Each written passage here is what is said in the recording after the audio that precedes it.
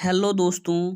तो आज हम आप लोगों के लिए लेकर आए हैं क्लास 10th के विज्ञान का प्रथम अध्याय रासायनिक अभिक्रिया एवं समीकरण की 5 महत्वपूर्ण प्रश्न जो बोर्ड एग्जाम में इसी पांचों से पूछा जाएगा। आप अगर हमारे इस चैनल में नए हो तो हमारे इस चैनल को लाइक शेयर एंड कमेंट जरूर कीजिएगा ताकि और भी वीडियो आप लोगों के लिए लेकर आएँ।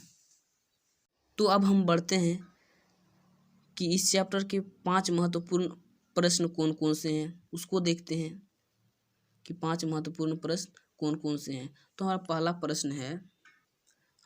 प्रश्न है कि वायु में जलाने से पहले मैग्नीशियम रिबन को साफ क्यों किया जाता है। पहला क्वेश्चन है कि वायु में जलाने से पहले मैग्नीशियम रिबन को साफ क्यों किया जाता है।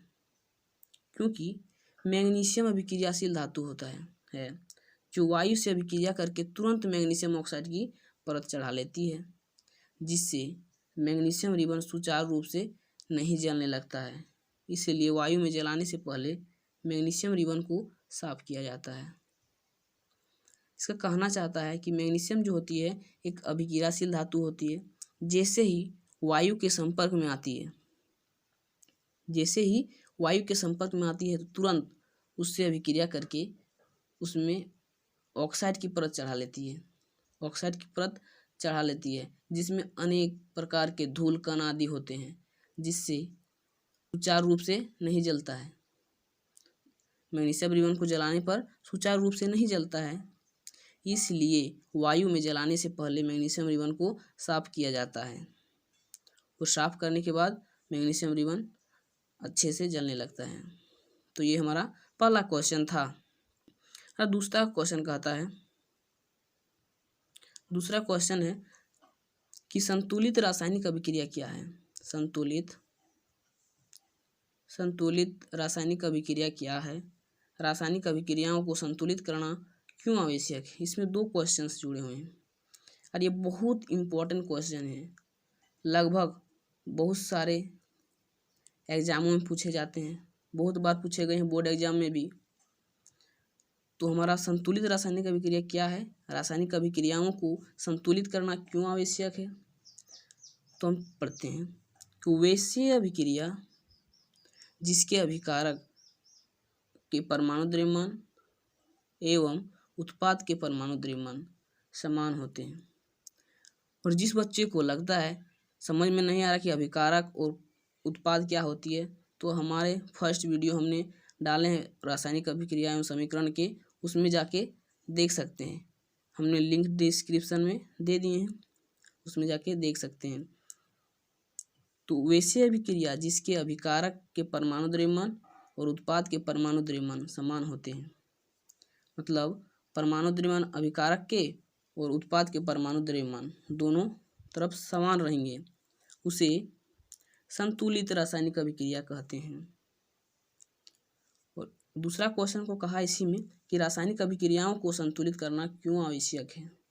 तो बता देना चाहेंगे कि इसे संतुलित करना बहुत आवश्यक है, क्योंकि हम द्रव्यमान संरक्षण के नियम से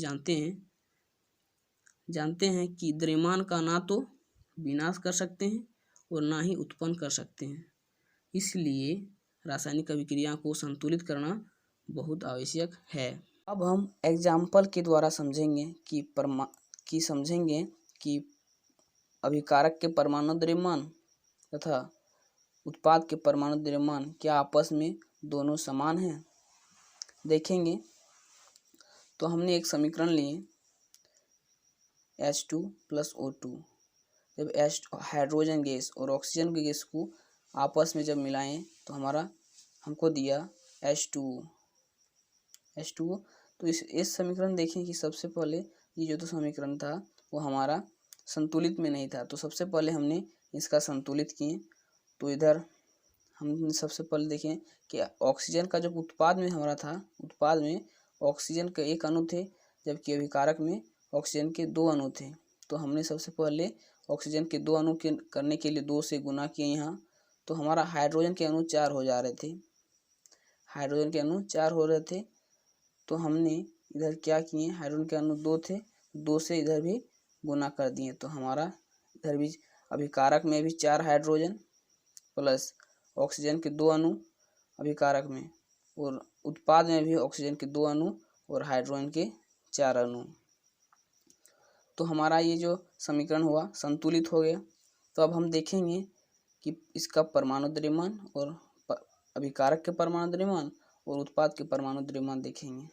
तो यहाँ हमने 2 से गुना किए हैं तो 2 गुना, और हम सभी जानते हैं कि हाइड्रोजन का परमाणु द्रव्यमान 1 होता है, 1 और गुना, और हाइड्रोजन जो था वो एक मॉलिक्यूल्स के रूप में था यानी अणु के रूप में था, तो 2 से गुना प्लस ऑक्सीजन का जो होता है परमाणु द्रव्यमान 16 होता है, 16, और ऑक्सीजन एक अणु के रूप में है, ऑक्सीजन के 2 अणु हैं तो 2 से गुना, बराबर करने पर 2, यहाँ भी उत्पाद में देख रहे हैं 2, और हाइड्रोजन का परमाणु द्रव्यमान 1, और यहाँ हमारा हाइड्रोजन का 2 अणु है तो 2 से गुना प्लस की, और ऑक्सीजन का हमारा क्या होता है, ऑक्सीजन का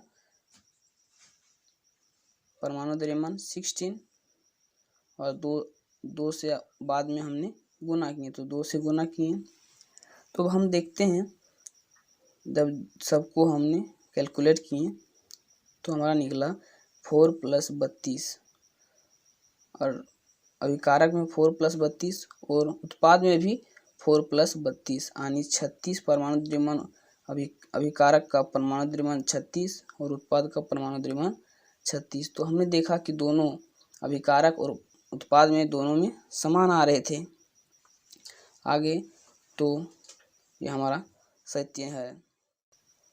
अब हम बढ़ते हैं तीसरा क्वेश्चन हमारा है मोस्ट इम्पॉर्टेंट क्वेश्चन, ये भी है बहुत इम्पोर्टेंट क्वेश्चन है। हमारा तीसरा क्वेश्चन है कि संयोजन एवं वियोजन अभिक्रिया में किस प्रकार भिन्न है। मतलब क्वेश्चन कहना चाहता है कि संयोजन एवं वियोजन अभिक्रिया में किस प्रकार में क्या अंतर है। तो हम सबसे पहले समझेंगे कि संयोजन अभिक्रिया के बारे में। इस पहला पॉइंट है कि संयोजन अभिक्रिया वैसी अभिक्रिया जिसमें 2 या 2 से अधिक अभिकारक मिलकर एक एकल उत्पाद का निर्माण करता है। पहला पॉइंट है कि संयोजन अभिक्रिया वैसी अभिक्रिया जिसमें 2 या 2 से अधिक अभिकारक मिलकर एक एकल उत्पाद का निर्माण करता है। दूसरा पॉइंट है कि इसमें अभिक्रिया होने के लिए कोई बाहरी ऊष्मा की जरूरत नहीं होती है। मतलब बाहरी ऊष्मा इसमें देने नहीं हो, इस अभिक्रिया में देना नहीं पड़ता है। जैसे C कार्बन प्लस ऑक्सीजन को मिलाएं तो हमारा बना CO2 कार्बन डाइऑक्साइड। अब बढ़ते हैं हम वियोजन अभिक्रिया। अब वियोजन अभिक्रिया क्या होती है। वियोजन अभिक्रिया वैसी अभिक्रिया जिसमें एक एकल अभिकारक टूटकर 2 या 2 से अधिक उत्पादों में बढ़ जाता है। उसमें क्या था संयोजन अभिक्रिया में कि 2 या 2 से अधिक अभिकारक मिलकर एक एकल उत्पाद का निर्माण कर रहा था, लेकिन इसमें उसका विपरीत है, एकल अभिकारक मिलकर टूटकर 2 या 2 से अधिक उत्पादों में बंट रहा है। इसका दूसरा पॉइंट है इसमें अभिक्रिया होने के लिए बाहरी ऊष्मा की आवश्यकता पड़ती है। जैसे मान लिया तीसरा पॉइंट CaCO3 यानी कैल्शियम कार्बोनेट। जब CaCO3 कैल्शियम कार्बोनेट को जब हम हीट करते हैं तो हमें CaO यानी कैल्शियम ऑक्साइड प्लस CO2